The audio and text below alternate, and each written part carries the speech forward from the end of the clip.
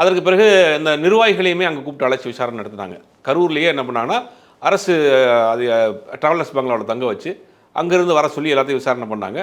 அந்த விசாரணை முடிந்ததுக்கு பிறகு விசாரணை முடிஞ்சு டெல்லிக்கு போனாங்க. டெல்லிக்கு போன பிறகு இவங்களுக்கு சம்மன் அனுப்பப்பட்டது. ஆதவ் அர்ஜுனா, புஷி ஆனந்த், அந்த கட்சியினுடைய அந்த மாவட்ட செயலாளர் மதியழகன், இவங்களுக்கு நோட்டீஸ் அனுப்பப்பட்டது. அது கூடுதலாக அடிஷ்னலாக ஒருத்தர் தான் இந்த விசாரணையில் முக்கியமான ஆளை பார்க்கப்படுறது அஜித்குமார். ஆக்டர் அஜித்குமார் கிடையாது. இந்த அஜித்குமார்ங்கிறவர் அந்த வாகனத்தை, பிரச்சார வாகனத்தை ஓட்டி கொண்டு வந்த விஜயினுடைய டிரைவர். ஓகே. அவரையும் விசாரணைக்கு அழைச்சிருக்கிறாங்க. அது மட்டும் இல்லாத மாவட்ட கலெக்டர், அப்புறம் எஸ்பி, இவங்களும் அந்த சம்பந்தமாக எதிர்த்தரப்பு ஆட்களாக விசாரணைக்கு அழைக்கப்பட்டாங்க. முதல் நாள் விசாரணை டெல்லியில் இருக்கக்கூடிய சிபிஐ அலுவலகத்தில் நடந்தது. கிட்டத்தட்ட ஒரு 8 மணி நேரம் நடந்திருக்கு. அடுத்த நாள் விசாரணை கிட்டத்தட்ட ஒரு 6 மணி நேரம் நடந்திருக்கு. நிறைய கேள்விகளை, கிடுக்குப்பிடியான கேள்விகளை அவங்க கேட்டிருக்கிறாங்க.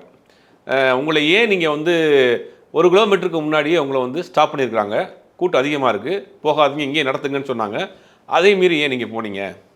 அப்புறம் கூட்டத்துக்குள்ளே காரை வந்து நீங்கள் வந்து உள்ளே போனால் மக்கள் தெரிச்சு ஓட மாட்டாங்களா, அப்படி ஏன் நீங்கள் தெரிஞ்சு உள்ளே போனீங்க, ஏன் தாமதமாக வந்தீங்க? இதெல்லாம் வந்து அவர்களுக்கு கேட்ட கேள்வி. இல்லை, அவங்க சொன்னாங்க எங்களுக்கு வந்து உடனே அவங்க இடத்த விட்டு போக சொன்னாங்க அப்படின்னு. இது நிறைய மாறி மாறி இவங்க தரப்பு அவங்க தரப்புலையும் கேட்டிருக்காங்க. இதில் முக்கியமான விஷயம் என்னென்னா, அந்த அஜித்குமார் தரப்பு வாக்குமூலம் தான் ரொம்ப இம்பார்ட்டன்ட்னு பார்க்குறாங்க. அது ஓட்டுநர் சொன்னது. ஆமாம். அவர் என்ன பண்ணான்னா, அந்த வேன் வந்து உள்ளே வருது, கூட்ட நெரிசலை விலகிக்கிட்டு தான் வேன் உள்ளே போகுது. அப்போ இந்த ஒரு சைடாக வந்து மக்கள் வந்து பிரிகிறாங்க. அதில் தள்ளுமுள் ஏற்பட்டு தான் மெயின் ஆச்சு. அப்போ அந்த வேன் அந்த கூட்டத்துக்குள்ளே ஓட்ட சொன்னது யார்? விஜய் ஓட்ட சொன்னாரா, இல்லை வந்து நிர்வாகிகள் சொன்னாங்களா, இல்லை நீங்களா போனீங்களாங்கிற கேள்வி தான் இந்த விசாரணையில் மெயின் பாயிண்ட்டே வந்து அஜித்குமார் தான். விஜய்க்கு அஜித்துக்கு எப்பயுமே பஞ்சாயத்தாக தான் இருக்குது. இந்த அஜித்குமார் தான் இப்போ விசாரணை வளையத்து வந்திருக்காரு.